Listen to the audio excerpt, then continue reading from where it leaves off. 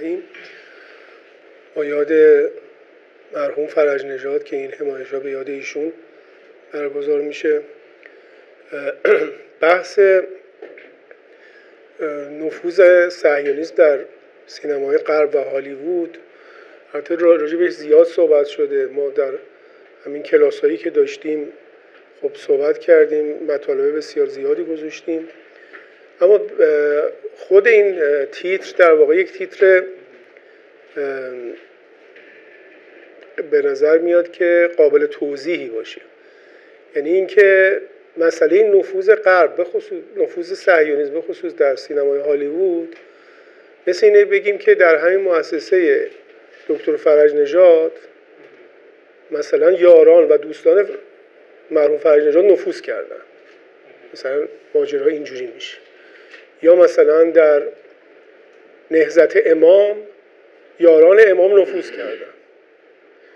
یعنی به نظر میاد که یک مقدار باید دقیق‌تر به این مسائل نگاه کنیم. یعنی اینجا خصوصا در سینمای هالیوود رو عرض می‌کنم که مسئله اصلا نفوذ در کار نیست. یعنی چیزی که خیلی صحبت شده که مثلا حالا این بخش هالیوود، این بخش سینمای غرب یا هالیوود مثلا صهیونیه، این بخشش نیست، اون بخشش مثلا ضد اسلامیه، اون بخشش فلانه. این به نظر میاد اگر نگاهی به تاریخ داشته باشیم و تبارشناسی بکنیم، اونایی که هالیوود رو به وجود آوردن، اونایی که اومدن غرب، اومدن آمریکا رو به وجود آوردن، اینها رو ما بررسی بکنیم که اینها از کجا اومدن، از کجا به اینجا رسیدن، یک مقدار پاسخ سوالاتمون رو پیدا میکنیم. یعنی اینکه مثلا اگر بدونیم آدم‌هایی که راه افتادن رفتن مثل قاره نو، قاره آمریکا در اوایل قرن 18 1701 تا 1706 و بعد از اون، اینها در واقع برای یک مقصود و منظوری بود. اونهایی بودن که برای به زعم خودشون بازگشت حضرت مسیح باید میرفتن یک قاره، یک جایی، یک پایگاهی پیدا میکردن و بعد یهودیان رو کوچ میدادن به سمت سرزمین مقدس فلسطین. یعنی در واقع ماجرا این بود، با یک انگیزه آخرالزمانی اینها که به حساب خودشون مسیح موعودشون برگرده. یعنی گفتن ما باید بریم اونجا طبق آموزه‌هایی که از طریق حالا مارتین لوتر و آدمایی که اون فرقه‌های مثل پیوریتن‌ها اینا رو وجود آورده بودن بهشون داده بودن، گفته بودن شما برای اینکه مسیح بازگرده 2 تا کار باید انجام بدید. یکی این که یهودیان رو از سراسر دنیا به سرزمین مقدس فلسطین کوچ بدید، و دوم این که اون و اسرائیل بزرگ رو برپا کنید، و دوم اون جنگ آخرالزمان یا آرماگدون رو به راه بندازید تا اینجا مسیح موعودتون برگرده.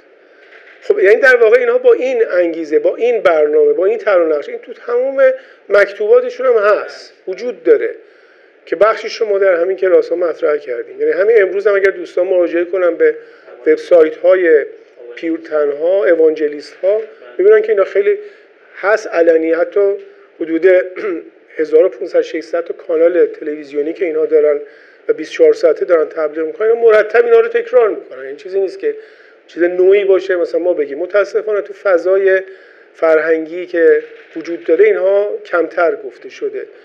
ولی اگر شما یه سرچ خیلی کوچیک بکنید در همین اینترنتی که در برابرتون هست، کلمه آرماگدون رو فقط میلیون‌ها لینک براش میاد، میلیون‌ها لینک از سراسر دنیا. پس بنابراین آدم‌هایی که رفتن اونجا با این مقصد و مقصود رفتن، یعنی در واقع مقصد و مقصود صهیونی داشتن. یعنی می‌بینید که ما ماجرای صهیونیسم فقط همین 77 سالی نیست که اسرائیل به وجود اومده، یا مثلا از دوران اواخر قرن 19 که مثلا تئودور هرتزل اومد در اون کنفرانس بال سوئیس و صهیونیسم رو مطرح کرد. نه، می‌بینیم که برای قضیه صهیونیسم بر پایه اسرائیل از قرن‌ها قبل تلاش شده.